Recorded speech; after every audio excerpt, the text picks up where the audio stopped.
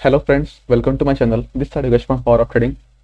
चलिए देखते हैं फ्रेंड्स, मार्केट आज कैसे ओपन हुआ, कैसे उसने मूवमेंट दी और मार्केट कल कैसे ओपन हो सकता है, कल कैसे मूवमेंट दे सकता है।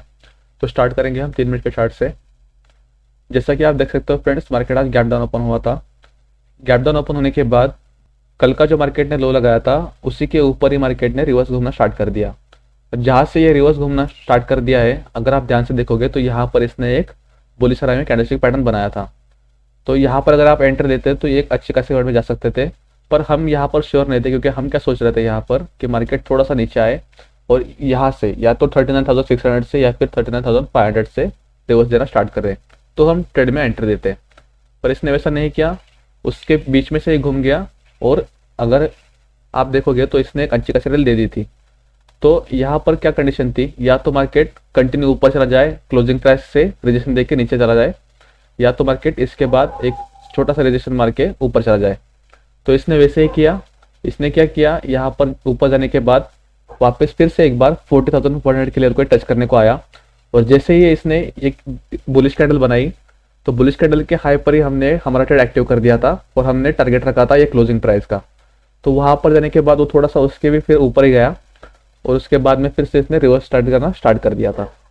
तो हमने यहीं पर हमारी पोजीशन बुक कर ली थी। उसके बाद मैं थोड़ा लाइव आने के सोच रहा था आज, तो मैं लाइव आया था आज।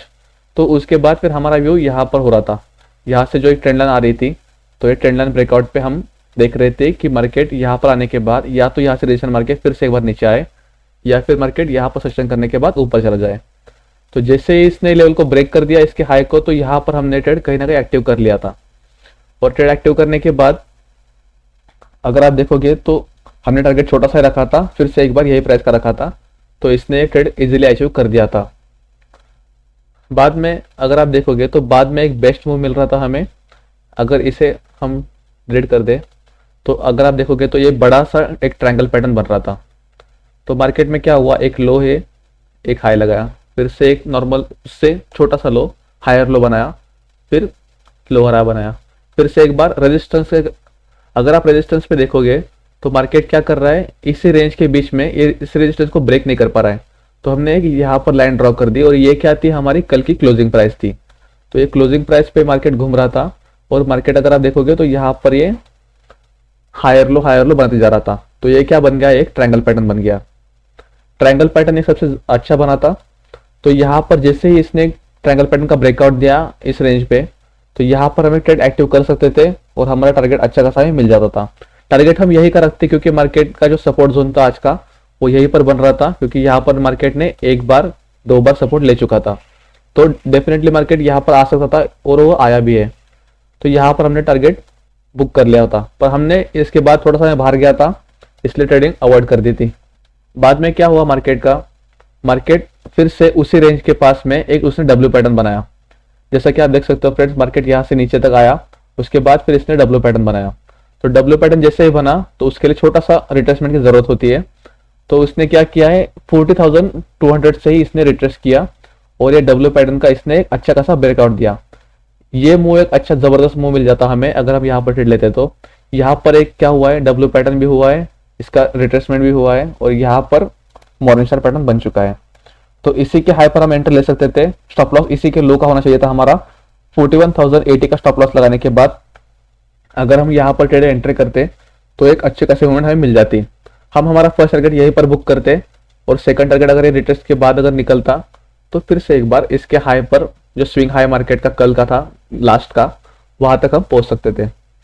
तो सबसे आज की बेस्ट मूवमेंट जो थी वो एक यहाँ पर थी और सबसे बेस्ट यहाँ पर थी। तो ये दो मूवमेंट्स हमारे लिए अच्छी खासी बन जाती फ्रेंड्स। तो चलिए फ्रेंड देखते हैं डेली चार्ट में हम ट्रेड कैसे कर सकते हैं। डेली चार्ट में अगर हम देखेंगे तो मार्केट अभी एक रेंज में फंस रहा है।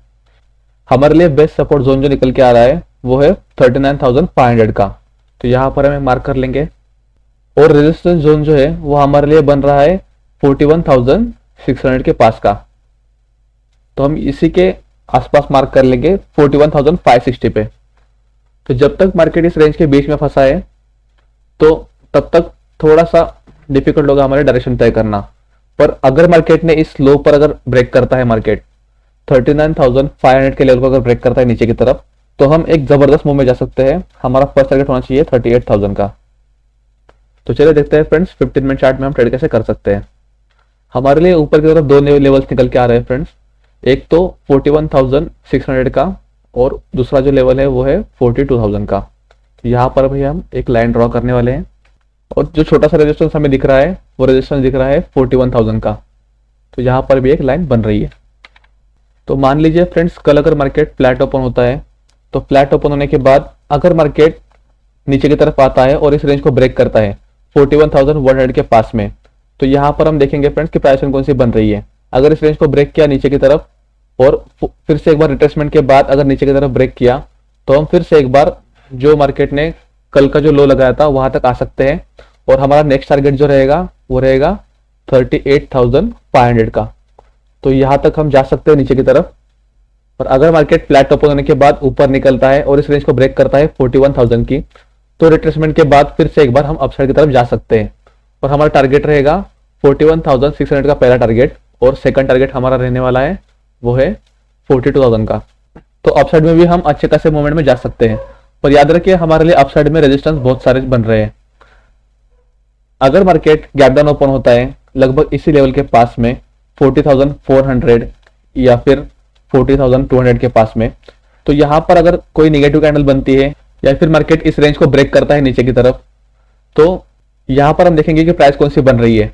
अगर मार्केट गैप डाउन ओपन हुआ इस रेंज में, इस रेंज को ब्रेक किया और ब्रेक करने के बाद यहाँ पर कंसोलिडेशन करने लगा, तो 40,000 पे हम नजर बना के रखने वाले हैं। अगर 40,000 के ऊपर सस्टेन करता है, अगर 40,000 के ऊपर सस्टेन करता है थोड़ी देर तक, सस्टेन के बाद हम ऊपर की तरफ जा सकते हैं। हमारा फर्स्ट टारगेट रहेगा 40,600 का और सेकंड टारगेट हमारा 41,000 का।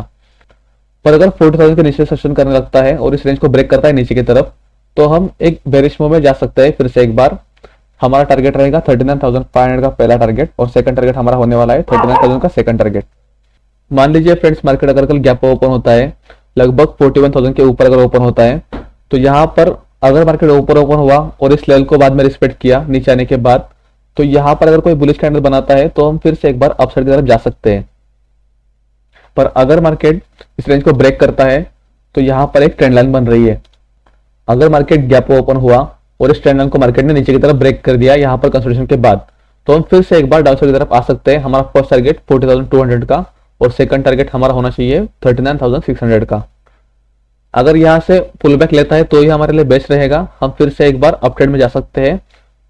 यहाँ पर मार्केट गैप ओपन हो जाए, नीचे की तरफ आए और यहाँ पर कोई भी बुलिश पैटर्न बना के फिर से एक बार अपसाइड की तरफ जाए, तो हमारा फर्स्ट टारगेट रहेगा 41,600 का और सेकंड टारगेट हमारा होना चाहिए 42,000 का।